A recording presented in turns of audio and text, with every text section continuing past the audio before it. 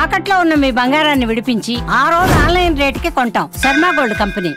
నమస్కారం, welcome to Suman TV. నేను గీతాంజలి. ప్రస్తుతం మనతో పాటు ప్రముఖ ఆధ్యాత్మికవేత్త ప్రవీణ్ కుమార్ శర్మ గురువు గారు ఉన్నారు. వారితో మాట్లాడదాం.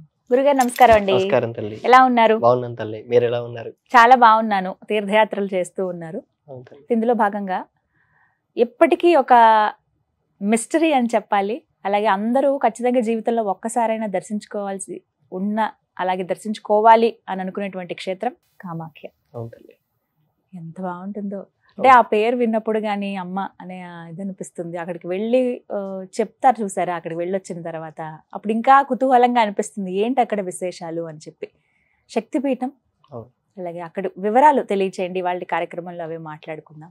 కామాఖ్య ఎక్కడ ఉంది, ఎలా వెళ్ళాలి, అందరూ వెళ్ళాలని అనుకుంటారు, ఎలా వెళ్ళొచ్చు మన తెలుగు రాష్ట్రాల నుంచి, అక్కడ విశిష్టత, ఇవన్నీ వివరించండి. తప్పకుండా తల్లి.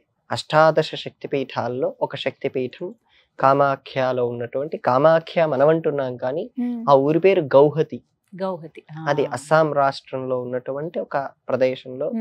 దానికి శాస్త్రంలో ఉన్న ఊరి పేరు హరిక్షేత్రము అని తల్లి. హరిక్షేత్రే కామరూప అని అమ్మవారికి పేరు. అక్కడ ఉండేటువంటి పర్వతం పేరు నీలాచల పర్వతం అని పేరు తల్లి. కొండపైనే ఉంటుంది. మనకి ఎలాగైతే అరుణాచల పర్వతం ఎంత ఫేమస్, ఎలా గిరి ప్రదక్షిణ చేస్తామో అమ్మవారికి కూడా ప్రదక్షిణ విధానం కాళికా పురాణం వంటి శాస్త్రాల్లో ఉంది. కానీ అది శాస్త్రాల వరకు మాత్రమే పరిమితం అయిపోయింది. ఎవరైనా తెలుసున్న వారే ప్రదక్షిణ చేస్తున్నారు తప్ప తెలియని వారు చేయటం అవకాశం లేదు. చెప్పే విధానము వ్యవస్థ ఏర్పాటు చేయలేదు. అలా ఆ శాస్త్రం, ఆ కాళికా పురాణం వంటి పురాణాలు ఈ అమ్మవారి గురించి చాలా విస్తారంగా వివరించాయి తల్లి. కామాఖ్య అనేటువంటి పేరు ఎందుకు వచ్చింది? అమ్మవారు ఆ కామరూపం ధరించింది కాబట్టి. ఆ పడుతున్నటువంటిది అమ్మవారి శరీర భాగాలు ఒక్కొక్క ప్రదేశంలో ఒక్కొక్క చోట పడ్డాయి. ఇక్కడ అమ్మవారి శరీర భాగం యోని భాగం పడింది. ఆ భాగం పడగానే భూమి లోపలికి అలా వెళ్ళిపోతూ ఉంది తల్లి. అది వెళ్ళిపోతుంటే శివుడు దాన్ని గమనించి తన త్రిశూలాన్ని పెట్టి ఆ శక్తిపీఠాన్ని అలా నిలబెట్టాడు. ఎలాగైతే కాశీపట్టణం శివుడి త్రిశూలం పైన ఎలా ఉంటుందో ఈ శక్తిపీఠం కూడా శివుడి త్రిశూలం పైనే అలా నిలబడి ఉంటుంది తల్లి. అందుకే కామాఖ్య క్షేత్రం అలా వచ్చింది. ఇక్కడ అమ్మవారు అసలు ఎలా ఉంటారు? రూపం చూసిన వారు ప్రపంచంలో ఎవరూ లేరు తల్లి. యోని అనేటువంటి రూపాన్ని ఎవరూ చూడలేరు. అక్కడ ఉండేటువంటి అర్చకులు కూడా చూడటం కష్టం. మరి పూజించడం ఇవన్నీ విధానం అంతా పైనే జరుగుతాయి. అమ్మవారి లోపల 3 ఉంటాయి తల్లి. అక్కడ 3 ఉంటాయి త్రికోణం. అక్కడ మంత్రం కూడా మనకు లలితా సహస్రనామాల్లో కనపడుతూ ఉంటుంది. దీనికి సంబంధించింది యోని రూపంలో అమ్మవారు ఉంటారు. త్రికోణాంబగా ఉంటారు. త్రిగుణ రూపిణిగా ఉంటారు. అక్కడే మనం దశమహావిద్యలు అంటాం కదా, ఆ దశమహావిద్యలు కూడా ఆలయాలు అక్కడే ఉన్నాయి. వాటిని పరిశీలన చేసినా సరే, ఇక్కడ లోపల ఉండే అమ్మవారిని పరిశీలన చేసినా సరే ఎవరికి స్పష్టమైన విగ్రహం లేదు. అక్కడ విగ్రహారాధన లేదు తల్లి. కానీ అలాగని విగ్రహాన్ని పూజించట్లేదంటే విగ్రహాలు ఉన్నాయి. మనం ఇక్కడ చూసేటువంటి ఈ దక్షిణాచారంలో ఉండే పద్ధతి అక్కడ ఉండదు. అక్కడ గొర్రెలు తిరుగుతూ ఉంటాయి, మేకలు తిరుగుతూ ఉంటాయి, పావురాలు తిరుగుతూ ఉంటాయి ఆలయంలో. వాటిని సంహరించి అమ్మవారికి నైవేద్యం కూడా పెడతారు. వామాచారం. మనం చేసేటువంటి పద్ధతి పేరు దక్షిణాచారము అంటారు. వాళ్ళు చేసేటువంటి పద్ధతి పేరు వామాచారం అంటారు. మీకు అవగాహన ఖచ్చితంగా అలాగే చేయవలసిందే. అక్కడ అలా కోరుకున్నారా? ఆ పద్ధతిలో ఉండే మంత్రాలని పరిశీలన చేసినప్పుడు, ఆ శాస్త్రంలో ఉండే మంత్రాలని పరిశీలన చేసినప్పుడు అలాగే ఉంది తల్లి. మత్స్యమని, మాంసమని, ముద్ర అని, మైథున అని ఇలా 5 రకాలు ఉన్నాయి. వాటిని పంచమకారాలు అంటారు. వాటిని అక్కడ సమర్పణ చేస్తారు. అక్కడ వరకు మాత్రమే. దాన్ని ఇక్కడ మనం అలవాటు చేసుకోనక్కర్లేదు, అవసరం లేదు. మనకు అద్భుతమైన ఆచారం ఉంది. దాన్నే దక్షిణాచారం అని, కౌలాచారం అని, సమాజాచారం అని ఇలా రకరకాలుగా మనం పేర్లు పెట్టుకుంటాం. కానీ ఇది మనకు ముక్తినిస్తుంది. వాళ్ళ పరంగా అది వాళ్ళ క్షేత్రానికి, వాళ్ళ సంప్రదాయానికి మొదటి నుంచి అలా వస్తుంది, పాటిస్తున్నారు కాబట్టి అదే విధంగా అక్కడ చేయాలి. అంటే మనం వెళ్ళినా అదే పద్ధతి మనం అస్సలు చేయకూడదు. అక్కర్లేదు. ఇదే తెలుగు వారు చేస్తున్న అతిపెద్ద తప్పు. ఎందుకంటే చాలా మంది అక్కడ పద్ధతే మనం కూడా ఫాలో అవ్వాలి, అమ్మ అలా పిలిస్తేనే పలుకుతుంది అని చెప్పి చాలా మంది ఇక్కడ నుంచి వెళ్ళిన వాళ్ళు కూడా అక్కడ పద్ధతులు, ఆ పంచబలులు చేయటం ఇవన్నీ చేస్తున్నారండి. ఇది వాళ్ళ తప్పు కాదు, తెలుగు వాళ్ళలో కొంతమంది పండితులు అలా చేయిస్తున్నారు తల్లి. తెలియక, ఇది శాస్త్రం తెలియక అలా చేయిస్తున్నారు. కానీ ఒక చిన్న ఉదాహరణ చెప్తాను. శ్యామలాదేవి తెలుసు కదా, సాత్వికంగా పూజిస్తే అమ్మవారు శ్యామల రూపంలో వచ్చారు. అక్కడ ఇదే శ్యామల అమ్మవారిని మాతంగి అని పిలుస్తారు. ఇంకాస్త లోపలికి వెళ్ళామనుకోండి నిలా సరస్వతి అయిపోతుంది అమ్మవారు. ఒకే శక్తియే. మనం పూజిస్తే శ్యామల, రజోగుణంలో పూజిస్తే మాతంగి, తమో గుణంలో పూజిస్తే నిలా సరస్వతి. ఒకే శక్తియే. సందర్భాన్ని, ప్రదేశాన్ని, పరిస్థితిని బట్టి అమ్మవారు వ్యక్తం అవుతూ ఉంటారు. అర్థమైంది కదా తల్లి? మారుతూ ఉంటారు. ఒకే శక్తియే సందర్భాన్ని, కానీ అనుగ్రహించే విధానం కూడా ఒకటే ఉంది తల్లి. ఎలా వెళ్ళాలంటే తెలుగు రాష్ట్రాల నుంచి మనకి ట్రైన్లు ఉన్నాయి, కానీ ట్రైన్ ప్రిఫరబుల్ కాదు తల్లి. 46 నుంచి 48 గంటలు పైనే పడుతుంది ట్రైన్ లో వెళ్ళాలంటే. ఇప్పుడు డైరెక్ట్ గౌతమి ఎక్స్ప్రెస్ ఉంటాయి కదండి, ఉన్నాయి. అవైనా 46 గంటలు తల్లి, అంతే సమయం పడుతుంది. ఇంకా ఫ్లైట్ ఒకటి అవకాశం ఉంది. 2:30 నుంచి 3 గంటల లోపే ఆ క్షేత్రానికి వెళ్ళిపోతారు. ఆ క్షేత్రం ఫ్లైట్ రేట్ తీసేస్తే అక్కడ ఖర్చే ఉండదు తల్లి. అక్కడ భోజనం ఫ్రీగానే ఉంటుంది. దేవస్థానంలో పెడతారు తినాలనుకుంటే. మనలాంటి వాళ్ళ కోసం శాకాహారం కూడా పెడుతున్నారు తల్లి. మామూలుగా ఏం చేస్తారంటే అక్కడ ఉండేటువంటి దేవాలయంలో ఆ సంహరించినటువంటి ఆ జంతువుని తీసుకొని వండి మాంసాహారం ప్రసాదంగా పెడతారు. అది శాకాహారం అలవాటు లేనివారు అక్కడికి వెళ్ళి అది ప్రసాదమైనా సరే తీసుకోకూడదు. అది మనకు శాకాహార సంప్రదాయం ఉన్న వాళ్ళు. అక్కడ మనలాంటి వాళ్ళ కోసం మామూలు కూరగాయలతో ఉండింది, పూరి లాంటిది, సబ్జీ లాంటిది, ఇటువంటిది అక్కడ మన కోసం పెడుతున్నారు. రూములు కూడా 600 నుంచి 1000 మధ్య, 1100 మధ్యలో ఉంటాయి. సరిపోతుంది. వెళ్ళాక డైరెక్ట్ గా మనం దర్శనానికి వెళ్ళిపోవచ్చా అండి? ఏమైనా నియమాలు ఉన్నాయా? ప్రత్యేకించి అక్కడ దశమహావిద్యల్ని సందర్శించిన తర్వాత, ఆలయంలో ఉండే ఉపదేవతల్ని కూడా సందర్శించిన తర్వాత దర్శనానికి వెళ్ళటం చాలా మంచిది. అప్పుడు వెళ్ళాలి. డైరెక్ట్ గా వెళ్ళిపోయాం. ఇప్పుడు అక్కడ ఒక వ్యవస్థ తీసుకొచ్చారు తల్లి. తొందరగా వెళ్ళిపోవటం కోసం మనిషికి 6000 రూపాయల వ్యవస్థ తీసుకొచ్చారు. మీరు 6000 కట్టారనుకోండి, 10-15 నిమిషాల్లో దర్శనం చేయిస్తారు. అది శాస్త్రబద్ధమైన దర్శన విధానం కాదు. అప్పుడు మీరు వస్తారు, దర్శనం చేసుకుంటారు, వెళ్ళిపోతారు. ఇంకా మిగతా దేవతలు ఎవరిని చూసే అవకాశం ఉండదు. అప్పుడు నిదానంగా, ఒకవేళ అదే తీసుకోవాలనుకుంటే నిదానంగా మనం అన్ని దేవాలయాలని సందర్శించుకుని 6000 టికెట్ కట్టి మీరు చేసుకోవాలంటే చేసుకోవచ్చు. దగ్గరలోనే ఉంటాయండి, పక్క పక్కనే ఉంటాయి. అంటే ఒక 2-3 దేవతలు మాత్రం దూరంగా ఉంటాయి. భువనేశ్వరి అని, బగలాముఖి అని, ఇవన్నీ కొంచెం దూరంగా ఉంటాయి. అందులో మనం బాగా చూడలేనిది, చూడటానికి ఆ దగ్గరికి వెళ్ళటానికి కూడా భయం అనిపించేటువంటి దశమహావిద్యల్లో ఒక దేవత చిన్నమస్త. చేతుల్లో ఉంటుంది, ఏం కనపడదమ్మా, ఇదిగోండి భూగోళం లోపలికి ఉంటుంది. అమ్మవారి పక్కనే ఈ అన్నప్రసాదం ఉంటుంది. అమ్మవారి దగ్గరికి వెళ్తాం, దగ్గరికి వెళ్ళడం కూడా ఉండదు తల్లి. కింద లోపలికి ఉంటారు అమ్మవారు. పైనుంచే చూడగలం. ఒక 20 మెట్లు పైనుంచే అమ్మవారిని చూడగలం. అంటే విగ్రహంలా కనబడదు, ఏమీ కనపడదమ్మా. పూలమాల లేసి ఉంటుంది, కనపడుతుంది అంతే. ఇంకా అమ్మవారు బగలాముఖి అని అమ్మవారు ఉన్నారు. బగలాముఖి అమ్మవారి దగ్గర ఈ కార్యక్రమాలు చాలా ఎక్కువగా జరుగుతుంటాయి. ఇవి మాంసం సమర్పించడం వంటివి చాలా ఎక్కువగా జరుగుతుంటాయి. ఇంకా వేరే వేరే చోట్ల మద్యం కూడా నేను విన్నానండి, నిజమేనా? బాటిల్ పోస్తూ ఉంటారు, బాటిల్ పెడతారు. దాంట్లో ఖర్చు బాటిల్ ఉండేవి ఉంటాయి, అంటే కాస్ట్లీ వైన్స్, అవి కూడా పోస్తూ ఉంటారు. అవేవి మనం చేయనక్కర్లేదు తల్లి. మనకు సాత్వికంగానే మనం పూజ చేసుకోవచ్చు అనుకుంటే మనం శ్యామలా దండకాన్ని అక్కడి నుంచే చదువుకోవచ్చు. ఈ రోజు మరో అద్భుతం ఏంటంటే, ఈ రోజు నుంచే శ్యామలా నవరాత్రులు తల్లి ప్రారంభమయ్యాయి. అక్కడికి వెళ్ళి వాళ్ళ పద్ధతుల్లో మాతంగిని పూజించనక్కర్లేదు. మన పద్ధతుల్లో అదే శక్తిని శ్యామలాగానే పూజించిన ఆ శక్తి మనల్ని అనుగ్రహిస్తుంది. ఆ పక్కనే సరస్సు ఉంది తల్లి. ఇది ఆ కామాఖ్య అమ్మవారి పక్కనే సరస్సు. ఇక్కడ నుంచి కాస్త 20-30 మీటర్ల తేడా. అక్కడ మొట్టమొదటగా మన్మథుడు తపస్సు చేశాడు. దీనికి ఉన్నటువంటి చరిత్ర మనకు కాళికా పురాణంలో కనపడుతుంది. ఆ చరిత్ర ఏంటంటే, శివుడు అతన్ని భస్మం చేస్తాడు. అప్పుడు రతీదేవి వచ్చి ప్రార్థన చేస్తుంది, బ్రతుకుతాడు. కానీ అతనికి ఉండేటువంటి మన్మథ రూపాన్ని పొందాడు, మామూలు దేహాన్ని పొందుతాడు. కానీ తనకున్న డ్యూటీ ఏంటి? మన్మథం అంటే ఆకర్షించాలి. ఆకర్షించలేకపోతున్నాడు. దీంతో వెళ్ళి అతడు మొరపెట్టుకుంటే, అప్పుడు శివుడి దగ్గరికి వెళ్ళి మొరపెట్టుకుంటే, ఈ క్షేత్రానికి వెళ్ళి తపస్సు చెయ్యి అని చెప్తే అతడు వచ్చి ఈ క్షేత్రంలో ఆ సరస్సులో స్నానం చేసి అక్కడే తపస్సు చేస్తే తిరిగి తన పూర్వ రూపాన్ని, మన్మథ రూపాన్ని పొందాక అతడు ఆ ఆలయానికి అక్కడ ఆలయం కట్టించాడు మన్మథుడు, విశ్వకర్మ ద్వారా. అక్కడ మన్మథుడి విగ్రహం ఉండదు కానీ విశ్వకర్మ విగ్రహం ఉంటుంది. ఇప్పుడు మనం చూస్తున్న ఆలయం ఇప్పుడు కట్టించింది ఒక 1000 ఏళ్ల కింద లోపే. కానీ మాత్రం మన్మథుడే మొట్టమొదటిగా కట్టించిన ఆలయం మన్మథుడే. ఇప్పుడు సుమారుగా ఒక 1000 సంవత్సరాలు. అక్కడ నిర్మాణాలంతా ప్రత్యేకంగా ఉంటాయి కదా, చాలా ప్రత్యేకం తల్లి. ఆ స్ట్రక్చర్ చూస్తున్నా సరే ఇంకొక 7-8 పెద్ద పెద్ద భూకంపాలు వచ్చినా, ఇంకో 10,000 సంవత్సరాలు వెళ్ళినా సరే ఆ స్ట్రక్చర్ చాలా బలంగా వేశారు. ఇటు మీరు పూరి జగన్నాథ స్వామి వారి దేవస్థానం మీరు వెళ్ళే ఉంటారు. ఆ పూరి జగన్నాథ స్వామి వారి ఫౌండేషన్ ఎంత గట్టిగా ఉందో ఇది కూడా అంత గట్టిగా ఉంటుంది తల్లి. ఈ ప్రాకారం కూడా చాలా వింతగా ఉంటాయి. అంటే మనం చూసే దక్షిణాచారంలో చూసే ఆలయాలకు గోపురం అనే శైలి ఉంటుంది, అలా గోపురం శైలి ఉండదు.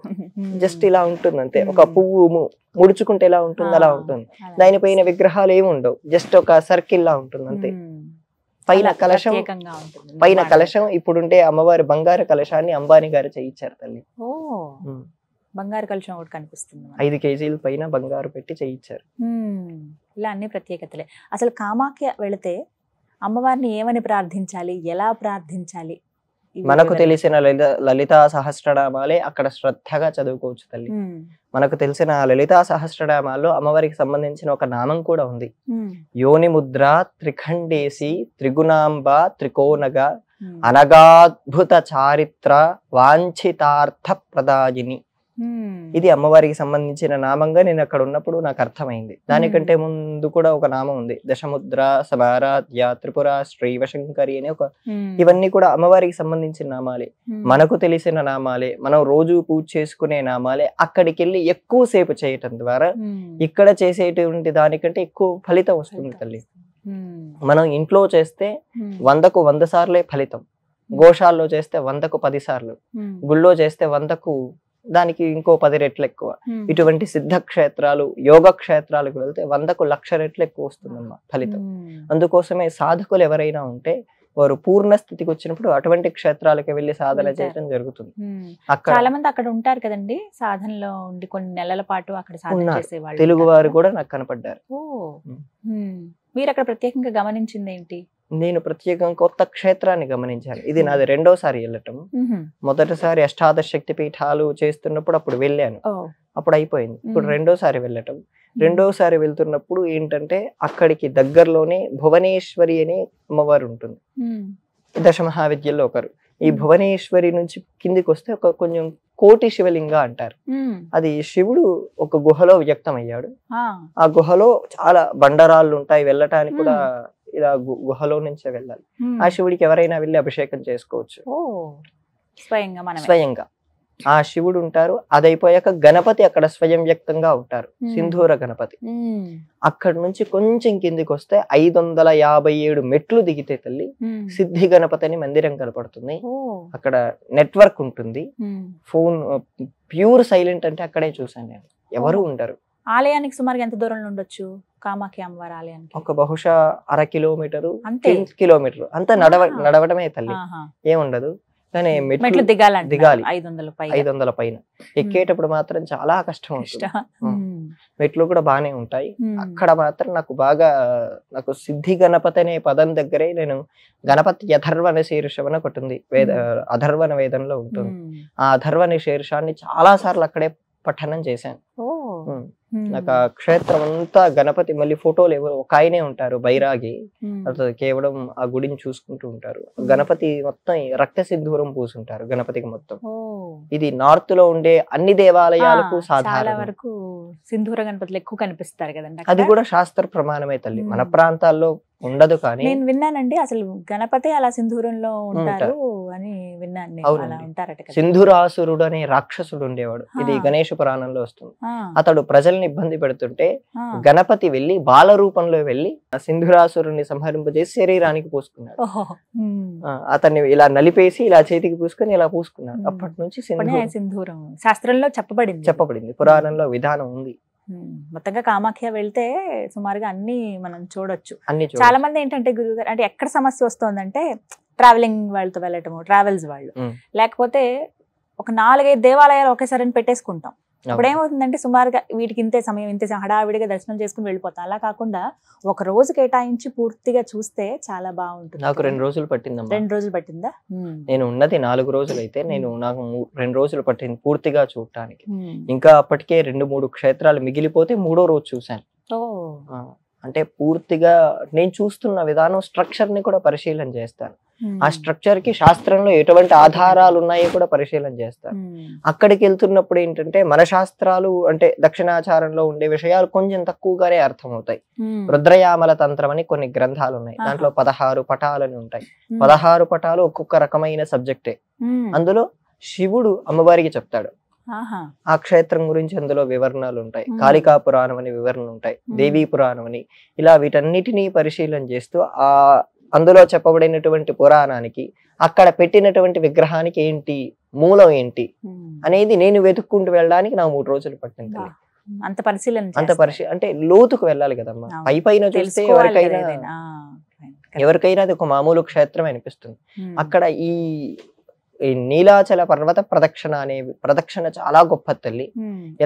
ఎన్ని కిలోమీటర్లు ఉంటుంది? మన సేమ్ ఇలాగే తల్లి. ఇది అరుణాచలం 14 కిలోమీటర్లు, ఇక్కడ 16 కిలోమీటర్లు అంతే.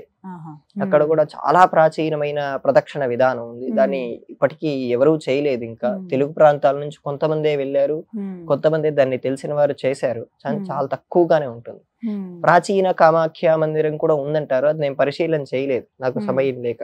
అది ఆ ఊరు నుంచి 14 కిలోమీటర్ల దూరంలో ఉంటుంది. ఇంకొకటి వశిష్ఠుడి ఆశ్రమం ఉంది తల్లి అక్కడ. వశిష్ఠుడి ఆశ్రమం పక్కనే శివలింగం, ఆ పక్కనే తారాదేవి మందిరం. ఇవన్నీ ఇంత ప్రదేశంలోనే ఉంటాయి. జస్ట్ ఇంతే, చిన్నవి. ఆ పక్కనే వశిష్ఠుడి పాదముద్రలు అని చెప్పి చూపిస్తారు. వశిష్ఠుడు అక్కడ తపస్సు చేశారని చూపిస్తారు. అదంతా చాలా బాగుంటుంది తల్లి. భీమేశ్వర్ అనే ఒక జ్యోతిర్లింగం కూడా ఉందని చెప్తారు. మనకు ఈ పర్లీ వైద్యనాథ్ ఈ 12 జ్యోతిర్లింగాల్లో వచ్చే ఒక జ్యోతిర్లింగం అక్కడి వారు. ఈ జ్యోతిర్లింగం ఇక్కడిది అని చెప్పి క్లెయిమ్ చేస్తారు. వాస్తవానికి 12 కాదు ఇంకా ఎక్కువే అని చెప్తూ ఉంటారు. జ్యోతిర్లింగాలు ఎన్నో ఉన్నాయి, కానీ 12 ప్రధానమైన అలా చాలా ఉన్నాయి తల్లి. ఆ గౌహతి అనేది ఒక సిద్ధ క్షేత్రం, ఆ ఊరు అనేది ఒక సిద్ధ క్షేత్రం. మనకు సాధనలు వంటివి టూరిస్ట్ గైడ్ని పెట్టుకుని ఎప్పుడు వెళ్ళకూడదు తల్లి. అదే చాలా తప్పు. అక్కడికి వెళ్ళి మన ఆచారాన్నే పాటిస్తూ మన సంప్రదాయాలనే పాటిస్తూ ఆ కార్యక్రమాలు చేసుకుంటే అమ్మవారు ఖచ్చితంగా మనల్ని అనుగ్రహిస్తారు. చాలా చక్కగా వివరించారండి. వెళ్ళాలి అన్న కుతూహలం పెరుగుతోంది. మీరు అన్నట్టుగా 2 రోజులు సమయం పెట్టుకుని వెళ్తే అంతా మొత్తం వీక్షించవచ్చు, అమ్మవారిని చక్కగా దర్శనం నడుస్తూనే చూడాలి తల్లి. ఏది వాహనాలు అక్కడ ఎక్కువగా దొరుకుతాయి. ఈ 10 టెంపుల్స్ చూపిస్తామని అవి చూపించారంటే వాడు హడావిడిగా చూపిస్తారు. మీరు అమ్మవారిని పరిశీలించడానికి సమయం ఉండదు తల్లి. కొన్ని ఆలయాలు దాదాపు 6 ఆలయాలు మనం నడకగానే చూడొచ్చు. మిగతా 4 ఆలయాలు కొంచెం నడవాలి. ఇవన్నీ కూడా కిలోమీటర్ అయిపోయి ఉంటాయి. కానీ మీరు ఆ టూరిస్ట్ గైడ్ నో లేదా వాహనం వాడిని పెట్టుకున్నాం అనుకోండి, వాడు వెళ్ళిపోవాలో లేదా వాడు ఏమన్నా అనుకుంటాడేమన్నా దాంట్లో కూడా మీరు సరిగ్గా చూడలేము. అందుకోసం ఆ చుట్టుపక్కల ఉండే ఆలయాలని చాలా చక్కగా చూడండి. భువనేశ్వరి దేవాలయం చాలా సిద్ధులు ఉన్నారండి. 2-3 సిద్ధులు కనపడ్డారు నాకు అక్కడ. అంత గొప్ప క్షేత్రం, కానీ వాళ్ళని ఎవరిని మీరు పరిశీలన చేయలేరు. ఇది టూరిస్ట్ గైడ్లు వీళ్ళని పట్టుకున్నారంటే. ఈ బగలాముఖి క్షేత్రంలో నేను వెళ్తున్న సందర్భంలో దున్నపోతును బలిస్తున్నారమ్మా. చాలా పెద్ద దున్నపోతును అమ్మవారికి సమర్పణ చేస్తున్నారు. నరికేవాడు ఒకటే వేటుతో నరికాడు. నేను గమనిస్తున్నది ఏంటంటే చాలా మంది తెలుగు వారు ఉన్నారు ఆలయంలో. చాలా మంది ఆ ప్రదేశంలో అక్కడుండేవారు కూడా నరికేదాన్ని చాలా ఉత్సాహంగా చూస్తున్నారు. నిజంగా వాళ్ళలో ఒక రాక్షసమైన గుణాలు పుడతాయి కదా అనిపించింది. నేను సైన్స్ పరంగా దీన్ని చూశాను. ఎందుకంటే ఆ జీవి చచ్చిపోతుందని చెప్పి దానికి అర్థమైంది. ఎందుకంటే దానికి 2 కాళ్ళు బాగా ఇలా పెట్టి 2 కర్రలు పెట్టి గట్టిగా పట్టుకున్నారు. ఇంకా జస్ట్ మెడ మీద కత్తి వేస్తే తెగిపోయేటట్టు పెట్టారు. వీళ్ళందరూ చాలా ఆసక్తిగా చూస్తున్నారు. వీళ్ళలో కొంచెం కూడా ఆ జీవిని చంపుతున్నామనే భావన వీళ్ళకు లేకపోవచ్చు. ఎవరికి అక్కడుండే ఆ ఆచారాన్ని పాటించి పరిశీలించే వాళ్ళకు లేకపోవచ్చు. ఎందుకంటే వాళ్ళకి అది సహజంగా ఉంటుంది. కానీ నాతో పాటు వచ్చిన వారు కానీ, నా పక్కన ఉండేవారు కానీ, ఆ ఆలయంలో అంతకు ముందే ఉండే కొత్త వాళ్ళు కానీ, భక్తులు కానీ చాలా ఉత్సాహంగా చూస్తున్నారు. నేను అడిగాను, ఎందుకు ఇలా చూస్తున్నారంటే, చేస్తున్నారు అమ్మవారికి సమర్పణ చేస్తున్నారంటే ఒక్కొక్కరికి మాటలు రావట్లేదండి. అంటే అంత ఉత్సాహంగా చూస్తున్నారు. నేను పరిశీలించింది ఏంటంటే దాంట్లో ఆ జీవి చచ్చిపోతుందని కొన్ని క్షణాల ముందు నుంచి దానికి అర్థమైంది. అప్పుడు అది కొన్ని ఎమోషనల్ గా కొన్ని సెన్సెస్ అనేవి రిలీజ్ చేస్తుంది తల్లి. అప్పుడు అది సంహరించినప్పుడు దాన్ని మీరు ఇలా చూస్తున్నప్పుడు క్రూర ప్రవృత్తులు మనలోకి ఎక్కుతాయి. అలా చూడకూడదండి, చూడకూడదు అనేది నా అభిప్రాయం. నేను దానికోసం ఆ రోజు మొత్తం నిద్రపోలేదమ్మా. అంటే అంత భావాలు వీళ్ళు ఎక్కించుకుంటున్నారు, వీళ్ళలో ఎమోషనల్ కేటగిరీ తగ్గిపోతుంది. ఇప్పుడు దీన్ని సైకాలజీలో దీన్ని ఒక చాలా పెద్ద స్టడీగా తీసుకుంటారమ్మా ఈ విషయం గురించి.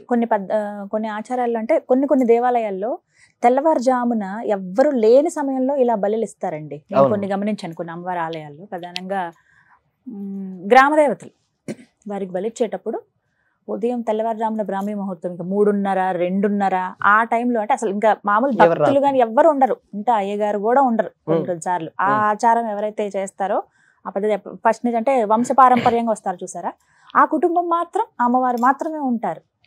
కానీ అలా ఓపెన్ గా చూడటం కూడా నిజమే, ఎందుకంటే ఆ ఎమోషనల్ కేటగిరీ తగ్గిపోతుందమ్మా మనలో, ఈ క్రూర ప్రవృత్తులు పెరుగుతాయి. అప్పుడు ఆ మాంసాన్ని తినే వాళ్ళకు కూడా ఆ క్రూర ప్రవృత్తులు వస్తాయి. కానీ నేను విన్నది ఏంటంటే ఈ మాంసాన్ని ఉంచేంత వరకు ఉంచి ఆ నీలాచల పర్వతంలో ఉండే ట్రైబ్స్ కి ఇచ్చేస్తారట. ఆ ట్రైబ్స్ తినేస్తారు. ట్రైబ్స్ బయటికి ఎవరి రారు, చాలా లోపల్లో ఉండేటువంటి ఆటవిక జాతి వారికి ఇచ్చేస్తారని విన్నాను. ఆ రక్తాన్ని మాత్రం అమ్మవారికి సమర్పణ చేస్తారు. లోపల గర్భాలయం దగ్గరికి ఏవి తీసుకురారు, అంత బయటేనండి? లోపల గర్భాలయం అంటే అమ్మవారి స్ట్రక్చర్ వేరుగా ఉంటుందమ్మా. ఇది గర్భాలయం అనుకోండి, ముందు కూడా ఒక ఉత్సవ విగ్రహం పెడతారు. ఆ ఉత్సవ విగ్రహం దగ్గర కొంచెం విఐపీలని పెట్టి అక్కడ మేక తలకాయలు పెట్టి పూజ చేయిస్తుంటారు. జస్ట్ ఇలా టర్న్ అవుతే అమ్మవారి గుడి ఉంటుంది. అక్కడ మాత్రం మామూలుగానే పూజ చేస్తున్నారు. ఇది ప్రధానమైన కామాఖ్య దగ్గర. కానీ దశమహావిద్యల దగ్గర పరిశీలన చేస్తున్నప్పుడు దగ్గరికి తీసుకెళ్ళాలంటే మనం ఆ జరుగుతుండగా మనం వెళ్ళలేం. అక్కడ హోమం చేసే పద్ధతులు కూడా ఇలాగే ఉంటాయమ్మా. మనం ఆ హోమ పద్ధతుల్ని ఎంత పరిశీలన చేయలేం, చాలా భయపడతాం. అలాంటి వాళ్ళు రక్తం ఉంటుంది, అది చాలా ఘోరంగా ఉంటుంది. ఆ పద్ధతులు కూడా చాలా భీకరంగా ఉంటాయి. కానీ ఆ పద్ధతులు మనం నేర్చుకోకూడదు అన్నది నా ఉద్దేశం. ఆ ప్రాంతం వాళ్ళకి మనం ఎలా అయితే ఎప్పటి నుంచి ముందు నుంచి చేస్తూ వస్తున్నామో అదే విధంగా ఆచార పద్ధతులు, అది వాళ్ళ ఆచారమే. అది కూడా అందరికీ లేదమ్మా అక్కడ. ఎందుకంటే అక్కడ తెలుగు గౌహతి తెలుగు సంఘాలు ఉన్నాయి. ఇక్కడ ఆ ఊర్లో తెలుగు వారు చాలా మంది ఉన్నారు. వాళ్ళని నేను కొంతమంది కలిశాను. అక్కడ ఐఐటి ఒకటి యూనివర్సిటీ ఉంటుంది. ఆ యూనివర్సిటీ నుంచి వచ్చిన వారు నన్ను కలిశారు. గౌహతిలో యూనివర్సిటీ ఉంది కదండి. అవును, వాళ్ళు వచ్చి కలిశారు. ఈ సంప్రదాయం అందరికీ లేదు, కొంతమంది మాత్రమే, చాలా తక్కువ మందికి. అది తెలుసుకుని వెళితే ఇంకా మంచిది. ఏదేమైనా కానీ అమ్మవారి దర్శనం కలగడం అనేది ఒక భాగ్యం. అదొక్కటే పెట్టుకోవాలి. శక్తి క్షేత్రం 52 శక్తి పీఠాల్లోనూ ఈ శక్తి పీఠం ప్రధానమైన క్షేత్రమే తల్లి. ఎన్ని శక్తి పీఠాలైనా ఉండేవండి, అన్ని శక్తి పీఠాల్లోకెల్లా ప్రధానమైనది మూలమైన శక్తి పీఠం ఇది. అమ్మవారు చాలా చక్కగా చెప్పారు. ఇంకా అంటే వెళ్ళాలన్న కుతూహలం పెరుగుతోంది. చూద్దాం అమ్మవారు ఆ దర్శన భాగ్యం ఎప్పుడు ఇస్తారు. అక్కడ ఇంకొకటి చెప్పి ముగిస్తాను. 2 చోట్ల మాత్రం నీళ్ళు వస్తున్నాయి తల్లి. అక్కడ ఏంటంటే ఒకటి అమ్మవారి దగ్గరే నీళ్ళు వస్తాయి. ఏది కామాఖ్య, మనం కూడా స్వయంగా తీసుకోవచ్చు, తలపైన చల్లుకోవచ్చు. అక్కడ ఉండేటువంటి అన్ని దేవాలయాల్లో మనమే ముట్టుకోవచ్చు తల్లి. ఏ అర్చకుడు ఎవ్వరు మనల్ని నిర్బంధం పెట్టరు, స్వయంగా వెళ్ళి ముట్టుకోవచ్చు. ప్రతి దేవతను ముట్టుకోవచ్చు. కానీ ముట్టుకున్న ఏమి అనిపించదు. చెద్దరు కప్పేసి ఉంటారు, ఎందుకంటే చాలా లోతుగా ఉంటాయి తల్లి. ప్రతి అమ్మవారు మూలంలోకి వెళ్తే ప్రతి శక్తి పీఠం చాలా లోతుగా ఉంటాయి. ఆ అర్చకులు కూడా ఎవరు చూసుంటారు. అంత గుహ్యం అంటారు, విన్నారు కదా. చాలా కాన్ఫిడెన్షియల్ గా ఉంటాయి.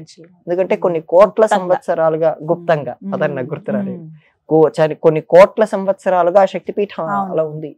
అందుకోసం అలా చాలా గుప్తంగా ఉంటాయి, ముట్టుకోవటానికి ఎవరికి లేదు. బగలాముఖి దగ్గర, ఈ కామాఖ్య అమ్మవారి దగ్గర వాటర్ వస్తాయి తల్లి. పక్కనే బ్రహ్మపుత్ర నది. బ్రహ్మపుత్ర నది పాకిస్తాన్ కూడా కవర్ చేస్తుంది. ఆ బ్రహ్మపుత్ర నదిలో నుంచి ఈ నీళ్ళు వస్తాయి తల్లి. వాటిని అక్కడే జలంగా స్వీకరించడం, వాటిని పట్టి పండాలందరికీ పంచడం వంటివి కూడా చేస్తుంటారు. ఆ జలాన్ని కూడా తీసుకొచ్చి ఇక్కడికి పంచుతూ ఉంటారు. అక్కడ అమ్మవారికి వస్త్రం ఇస్తారు తల్లి. ప్రతి సంవత్సరం అమ్మవారిలో ఉన్న విశేషం ఏంటంటే అమ్మవారు రజస్వలు అవుతారు. ఇది నేను చెప్పి గురించి ఖచ్చితంగా మాట్లాడాలి. అమ్మవారు రజస్వలు అవ్వటం ఏంటంటే సంవత్సరంలో ఒక 3 రోజులండి గుడి మొత్తం మూసేస్తారు తల్లి. ఆ ఊర్లో ఉండే ఈ సమయమే అని ఉంటుందండి. ప్రతి సంవత్సరం తెలుస్తుంది మనకు. మొన్న జరిగింది తల్లి, జూన్ చివరిలో జరిగింది, జూన్ 27 ఆ ప్రాంతంలో జరిగింది. 3 రోజుల పాటు మూసేస్తారు. ఏం జరుగుతుందంటే ఆ 3 రోజుల పాటు ఆ ఊర్లో ఉండే ఎవరు ఏ వంట చేసుకోరు. మనం ఎలాగైతే స్త్రీ బయట ఉంటే ఎటువంటి నియమాలు పాటిస్తారో ఆ ఊర్లో ఉండే ప్రతి స్త్రీ ఆ నియమాలు పాటిస్తుంది. ఎందుకంటే ఆ ఊర్లో ఉండేటువంటి ప్రతి ఒక్కరికి అమ్మవారి ఇంటి దైవంగా భావిస్తారు. అంటే ఇంక వారు ఆహారం ఏం తీసుకోరండి, దాదాపు పువ్వు పాలు గాని పండ్లు గాని అలా తీస్తారు. ఇంకొంతమంది తినలేని వాళ్ళు ఉప్మా వంటివి చేసుకుంటారు తప్ప చాలా ఎక్కువగా హడావిడి చేసి రోజు వంటకంలా అయితే ఎవరూ చేసుకోరు ఆ 3 రోజులు. బ్రహ్మపుత్ర నదిలో కూడా ఎర్రగా నీరు మారుతాయి కానీ అంత ఎక్కువగా కాదు, కొంచెం భాగంలోనే. అమ్మవారి పైన వస్త్రం కప్పుతారమ్మ, ఇది ఆలయం మూసేసే ముందు. ఆ వస్త్రం మరుసటి రోజుకు ఎర్రగా మారుతుంది, మనకు తెలిసిపోతుంది. ఆ వస్త్రాన్ని ఇక్కడికి ప్రసాదంగా కూడా ఇస్తారు. ఒక టాప్ మోస్ట్ బిజినెస్ మ్యాన్ ఆ వస్త్రాన్ని ఇస్తాడు. ఆయన సగం తీసుకుంటాడు, మిగతా సగం అందరూ ఇస్తారు. తెల్లటి వస్త్రం కప్పుతారు, అది ఎర్రగా అవుతుంది అంటారు. కొంతమంది ఎర్రటి వస్త్రాన్నే కప్పుతారు కానీ రక్తం అంటుకొని ఉంటుంది అన్నది అయితే స్పష్టంగా కనపడుతుంది అంటారు. ఇది ఒక విగ్రహానికి ఇలా రావటం అంటే అక్కడ విగ్రహమే లేదు తల్లి, అదంతా పూర్తి లోపలికి ఉంటుంది. అంత అక్కడ శక్తి చాలా ఎక్కువగా ఉంటుంది. ఆ శక్తిలో ప్రదేశం అంతలా రావటం కూడా చాలా అదొక మహిమ అనుకోవచ్చు, అనుగ్రహం అనుకోవచ్చు. ఇంకా ఎక్కడా జరగదమ్మా ప్రపంచంలో, ఎక్కడ అలా కామాఖ్య పేరు పైన క్షేత్రాలు వెలిసాయి, పీఠాలు వెలిసాయి, కానీ ఎక్కడా జరగదు, అక్కడ మాత్రమే జరుగుతుంది. కానీ వాళ్ళు గమనిస్తున్నది ఏంటంటే ఎవరు ఆ వామాచార పద్ధతి చేస్తున్న వాళ్ళందరూ స్త్రీ పాటించే ప్రతి నియమం వాళ్ళు పాటిస్తారు తల్లి, మగవాళ్ళతో సహా. ఆ 3 రోజులు ఆహారం స్వీకరించకపోవటం, మౌనంగా ఉండటం, ఎవరిని ముట్టుకోకపోవటం, ఇటువంటివన్నీ చేస్తారమ్మా. అంటే అంత నిష్టగా ఉండాలి. ఆ శక్తి క్షేత్రం, మనం ఒక పవర్ ని ముట్టుకుంటామన్నా, ఒక జనరేటర్ ని ముట్టుకోవాలంటే ఎంత జాగ్రత్తలు పడతాం, తడి చేయి లేకుండా చెప్పులు వేసుకొని. కొన్ని ప్రికాషన్స్ ఉంటాయి కదా, ఆ ప్రికాషన్స్ అక్కడ అందరూ పాటిస్తారు. భక్తి అయితే అందరిలో ఉంది తల్లి. చాలా సంతోషం, అమూల్యమైన విషయాలు కామాఖ్య అమ్మవారి గురించి. ధన్యవాదాలు. నమస్కారం.